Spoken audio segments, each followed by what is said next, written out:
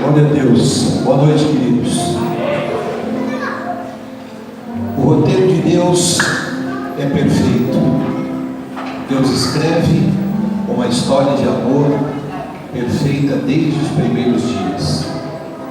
Eu estava nas primeiras horas de hoje refletindo sobre a sexta-feira de Jesus no dia da crucificação.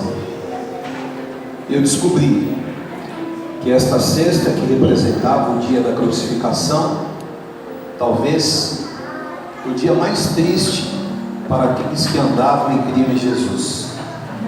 Essa história repetia os primeiros dias da criação de Deus em Gênesis, porque o Senhor criou todas as coisas de forma perfeita, e até nas nossas falhas, a palavra diz que o Senhor criou um plano perfeito, chamado plano de redenção. Eu queria aproveitar esse tempo que nós temos entre os louvores, as apresentações. Eu queria compartilhar 2 versículos com vocês. Um que está no livro de João, no capítulo 12, versículo 23. João 12, 23, ele diz: Respondeu-lhes Jesus: é chegada a hora de ser glorificado o Filho do Homem. Em verdade vos digo, se o grão de trigo caindo na terra não morrer, fica ele só, mas se morrer, produz muito fruto. O Evangelho de Mateus, no capítulo 27, versículo 57, diz: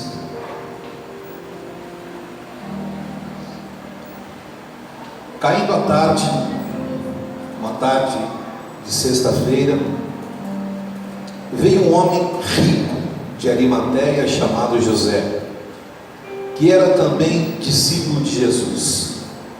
Este foi ter com Pilatos e lhe pediu o corpo de Jesus.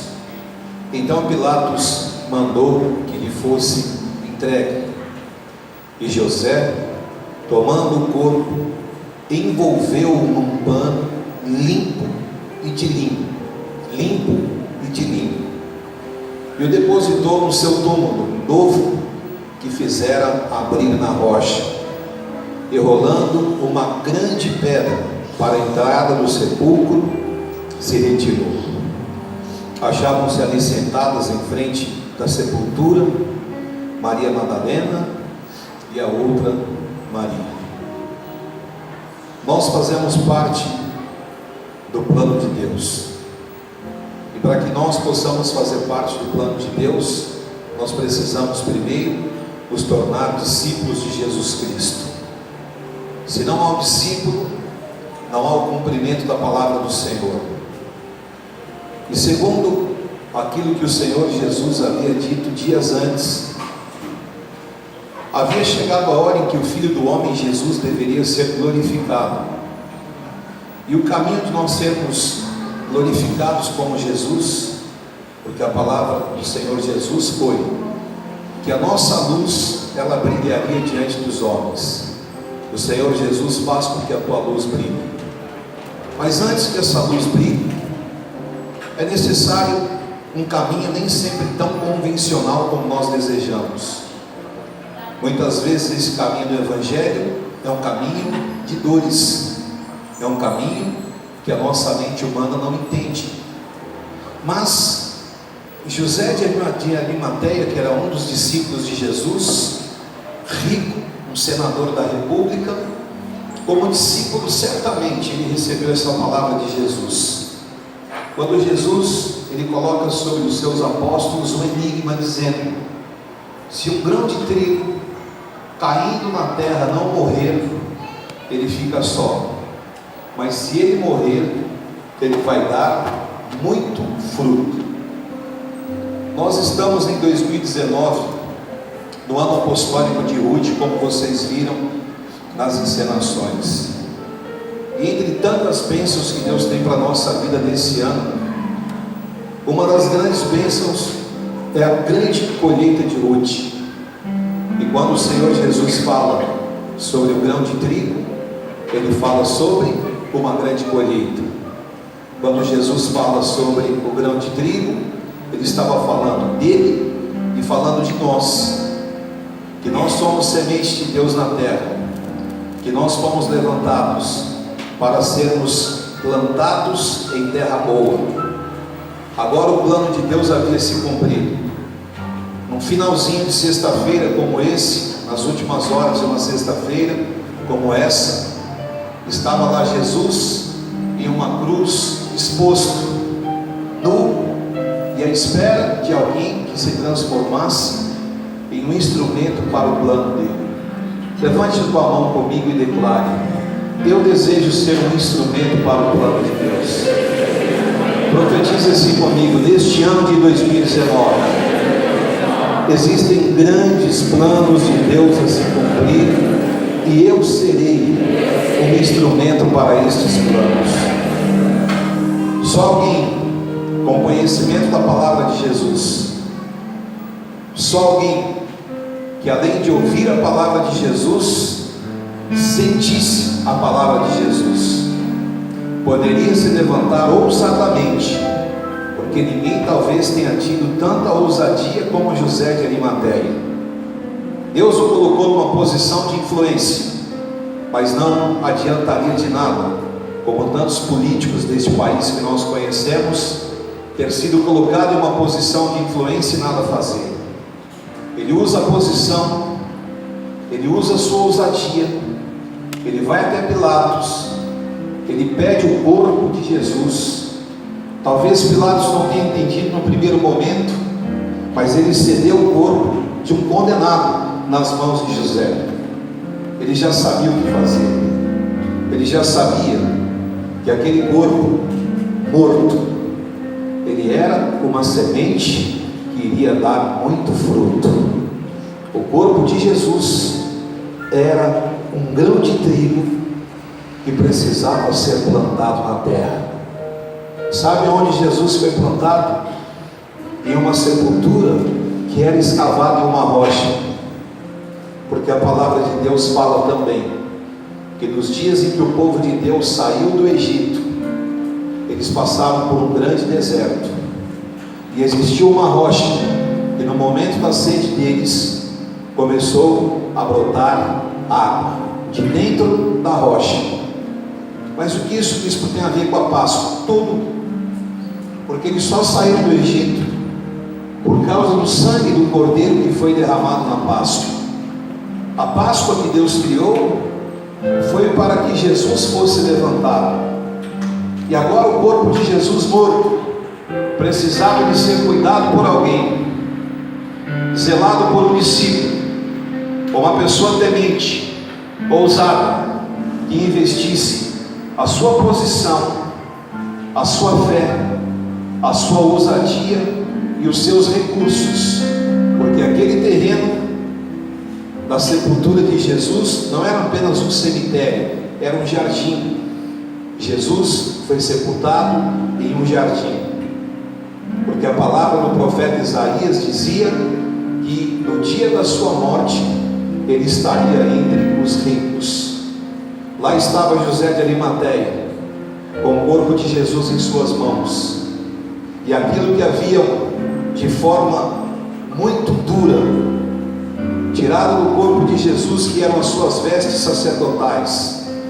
Jesus tinha vestes de linho, sem costura, de cima a baixo, uma veste maravilhosa, mas roubaram isso de Jesus, talvez tentando roubar a dignidade dele, mas a dignidade de Jesus estava em cumprir o propósito de Deus.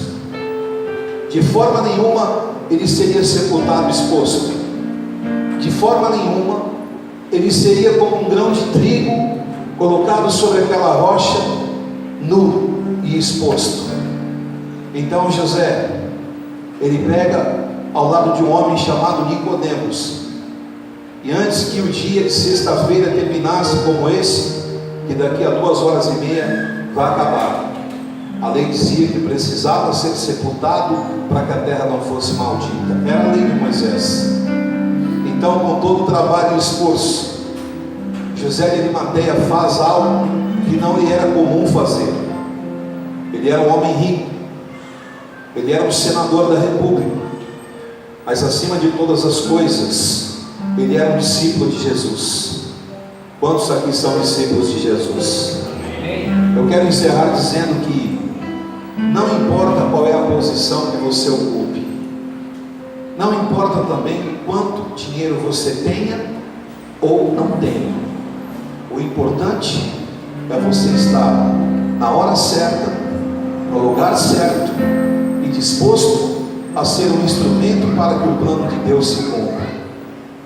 Eu encerro dizendo, queridos, que eu acredito que Deus prosperou José de Arimateia para aquele momento, que Deus o colocou numa posição de influência para aquele momento, e que o Espírito Santo colocou nele uma semente chamada ousadia para aquele momento, para que ele não falhasse, mas ele cuidasse do corpo, limpasse todo o sangue que estava espalhado por aquele corpo, envolvesse aquele corpo com bálsamos, aromatas caríssimos, e depois restituísse ao corpo de Jesus a roupagem de honra, vestes de linho, que normalmente, comumente, os judeus não eram sepultados assim, mas José fez.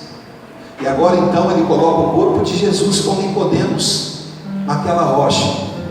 Ele ficaria ali por 3 dias, e depois de 3 dias, uma pequena raiz daquela semente começaria a brotar, chamada ressurreição, e a palavra de Jesus se cumpriria. E ele disse: se um grão de trigo, apenas um grão, cair na terra e morrer, ele vai dar muito fruto. E 2019 anos depois, nós estamos aqui, porque nós somos os frutos que o Senhor Jesus multiplicou, sendo Ele uma semente de fé, que dedicou a sua vida, derramou o seu sangue, mas no dia da sua morte, Ele contou com um homem ousado, abençoado, um homem de fé, para que o grande plano dele se cumprisse.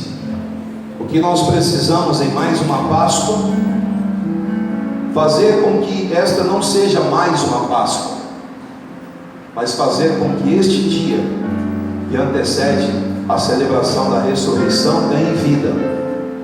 As pessoas aí fora estão nas estradas. Eu estava viajando, vindo para São Paulo agora, estradas engarrafadas, pessoas viajando, aproveitando legitimamente o seu feriado, outras enchendo as lojas, os supermercados, comprando chocolates e falando sobre algo que não conhecem: a ressurreição e a Páscoa de Jesus. As TVs exibem filmes, mas não sabem do que dizem. E por fim, eu não poderia deixar de citar isso.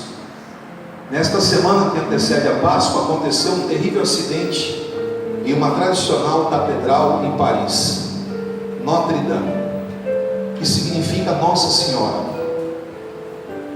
Infelizmente, esse grande patrimônio histórico ruiu em meio a um incêndio que aconteceu, sabe-se lá por que aconteceu, mas aconteceu. E essa catedral de séculos, ela veio abaixo. E o que me surpreendeu é que imediatamente, em menos de 24 horas, acompanhando eu os noticiários, eu vi que os principais milionários franceses, em menos de 24 horas, eles já haviam levantado quase 700 milhões de euros, mais quase 3 bilhões e meio de reais, para que eles pudessem devolver a roupagem de honra e histórica que aquele lugar possuía. Nós sabemos que altares são aqueles. Nós sabemos que por mais que algo tenha um valor histórico, o que durante séculos foi cultuado ali, e então significa que aqueles altares têm os seus discípulos, têm os seus homens ricos, para que no dia da dor porque ninguém se alegra com uma tragédia, ninguém se alegra com o sofrimento nem a fé alheia. Mas no dia da dor, estavam ali os homens mais ricos da França, para que o seu patrimônio religioso e cultural não fique exposto. E na semana da Páscoa, eu pergunto a você que saiu da tua casa, do seu trabalho e foi convidado para estar aqui: como nós vamos encerrar esse final de semana? Qual é a honra que nós vamos dar ao corpo de Cristo? Você está aqui me ouvindo nesta noite, e alguns dos senhores certamente não fazem ideia de qual é o nível de guerra para que estas portas ali, permaneçam abertas. Queria dizer aos senhores que em alguns momentos eu imaginei que nessa Páscoa essas portas aqui da rua Tenente Coronel Carlos da Silva Araújo não estariam mais abertas, porque o mundo continua sendo um mundo que jaz no maligno, mas os discípulos de Jesus continuam sendo o que a palavra de Deus diz. E eu encerro profetizando que sempre existirão na terra os Josés de Arimateia, sempre existirá na terra, até a volta do meu Senhor Jesus, pessoas que amam tanto a obra dele,